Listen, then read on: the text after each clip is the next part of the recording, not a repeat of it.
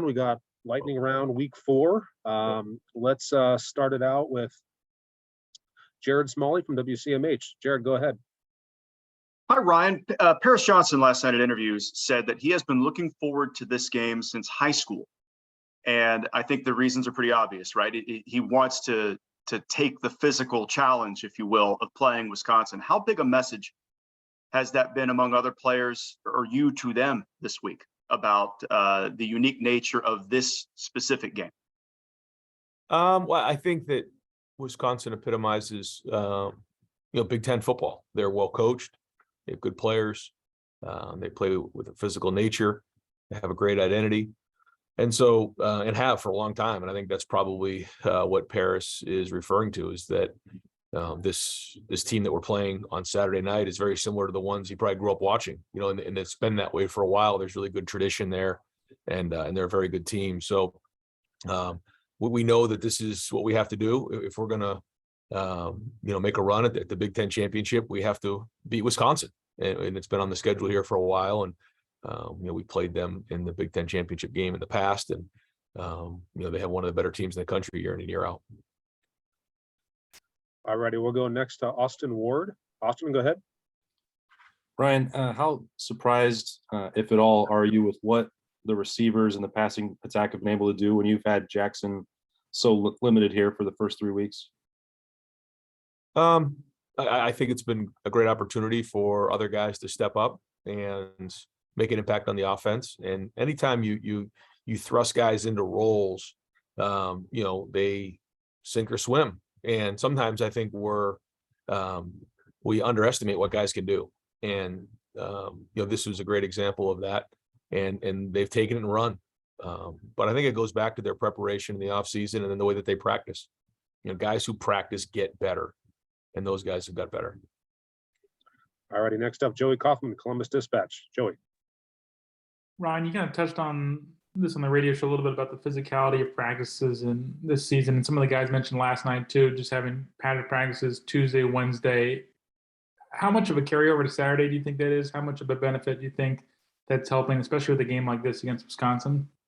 We really haven't changed much in terms of what we've done scheduling wise. It's always been this way. I just think that our guys have been practicing with a little bit more of an edge and a little more physicality. I think they understand what it needs to be.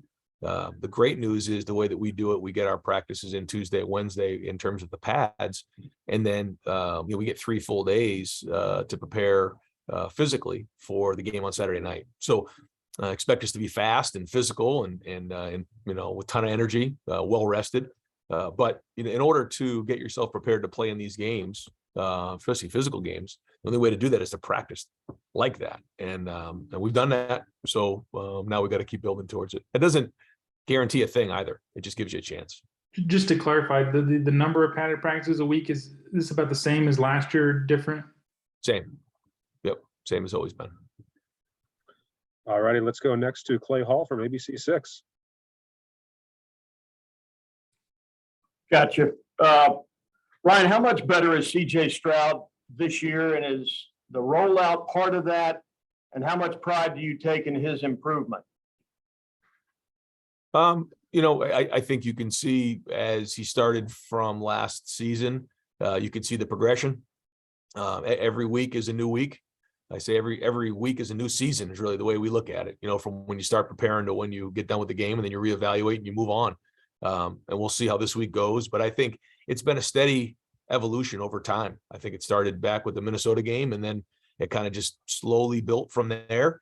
And then, and here we are right now. So I don't think, he has any intention of slowing down. And I think, we all believe that when you stop trying to prove something, then you fail to improve. And I've heard that from a very good coach, and I believe in that. And I think CJ takes that same mentality, is that, he wants to improve every single week he's out there. And so, people ask me all the time, what can he improve on? And I think everything, we all can, I can, and so I know he looks at it that way, and you can see certain parts of his games that have made improvements. Thank you. Mm-hmm. Already next up, Nathan Baird, Cleveland.com. Ryan, saw that Ryan Turner lost his black stripe, and I was just curious, just because the scholarship situation is so thin at cornerback, where are he and Jair Brown right now as far as maybe having to get on the field and help you? Yeah, Ryan has practiced well the last couple of weeks, made plays, made some progress. So deserved to get his black stripe off. And yeah, I mean, he's been getting reps, with the first team, second team, and he really has been on the scout team much the last couple of weeks. And same thing with Jair. So those guys. Now the way we practice, I think I mentioned this before. We have scout team, we have 1-on-1s and 1-on-2s. So there's a lot of kind of guys practicing with different groups, but both of those guys have shown improvement, and we've seen other freshmen get on the field and do well. So Tim and Jim and all the guys on defense will get those guys prepared for if the time is right. They're at competitive excellence. All right, let's go next to Dan Hope, 11 Warriors. Yeah, Ryan, obviously Jaxon and Julian only played on a limited basis last week. Are you confident those guys are full go and able to play as much as needed this week? Yeah, I think so. I think coming off of last week, you saw, Julian get in there and catch 2 touchdown passes, which was great. And, Jaxon and caught a couple balls. And so, we'll kind of just keep taking it day by day and see how they do. But, so far, so good. All right, let's go next to Tony Gerdeman, Buckeye Huddle.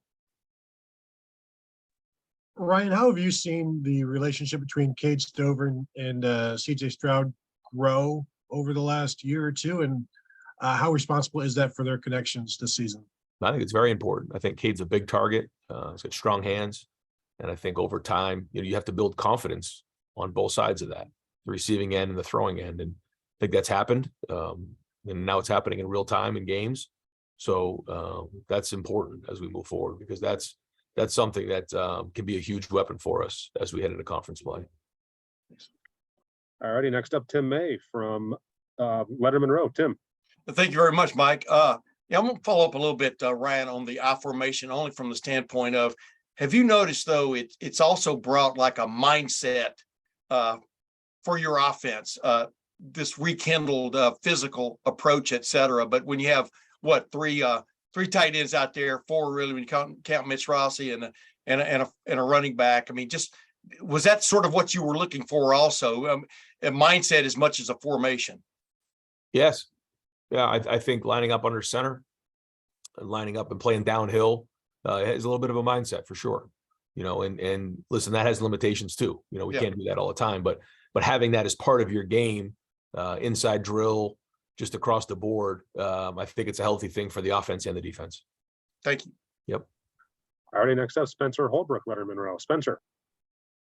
Ryan, Jim said on Tuesday that he thinks that you guys still haven't played a complete game defensively. I was just wondering if, in your eyes, you view that as kind of a challenge to the 11 on the field on defense, and how do you think they're going to respond when they hear something like that coming from Jim? Yeah, no, I think it is, and it's a challenge for our whole team, and we all like to get challenged.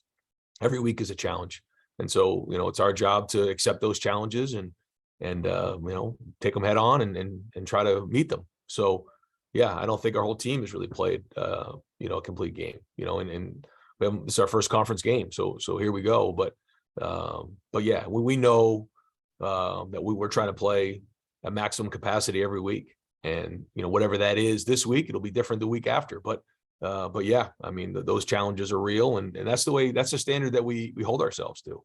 And I know Jim feels the same way, and so does our defense, and so does our offense and special teams. It's the same thing. And when it's not right, we doesn't sit well for a week. And there was a lot of good things in all 3 phases, but a lot of things that we need to improve on. And that's the thing that you got to do is as you're going through the season, you just keep working to get better, and you keep identifying the things to improve on. And then you come up for air at the end of the season, but there's no time to sit back and pat yourself on the back. You can't do that this time of year. All righty, we'll wrap up the lightning round with Bill Rabinowitz from the Dispatch. Hi, Ryan. Graham Mertz has had his struggles at Wisconsin's quarterback, but you seem pretty high on him. What have you seen on tape that leads you to believe that he could, really be a problem for you guys? And also, if you could comment on Braylon Allen.